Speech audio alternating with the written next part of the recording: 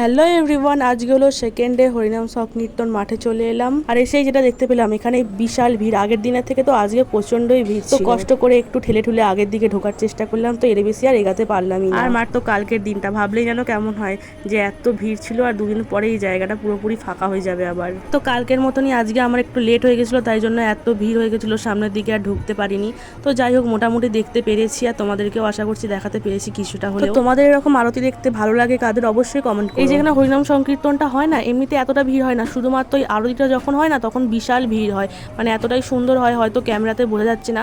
আর এখানে না সবাইকে দাঁড়িয়ে পড়তে বলেছে, তাই জন্য সবাই দাঁড়িয়ে পড়েছে। আর তো কিছু দেখতেই পাচ্ছিলাম না যখন সবাই দাঁড়িয়ে পড়েছিল। তারপর ওখানে ওনারা বলছিলেন যে যে যেরকম পারেন নৃত্য করুন, তো তারপরেই উঠে পড়ে এত সবার নৃত্য আরম্ভ হয়ে গেল, দেখতে পাচ্ছ তোমরা। আমারও তো মনে হচ্ছিল যেন পিছন থেকে গিয়ে মাঝখানে ঢুকে গিয়ে খুব নাচি, খুব এত ভালো লাগছিল দেখতে।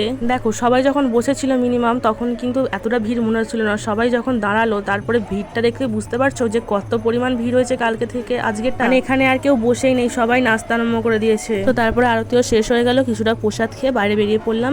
এবার এখানে বাতাসা ছোড়ার পালা চলছে। একটা বাতাসা ছোড়া হচ্ছিল, আমি না ওদিকেই ছিলাম, কিন্তু এদিকে ভয় আমি চলে এসেছি। কেন বলো তো ভয় পেয়েছি? বাতাসাগুলো মাথায় পড়লে না বিশাল লাগে। উরি বাবা, আগের বছর আমার মাথায় পড়েছিল একটা, কি জোরে লেগেছিল।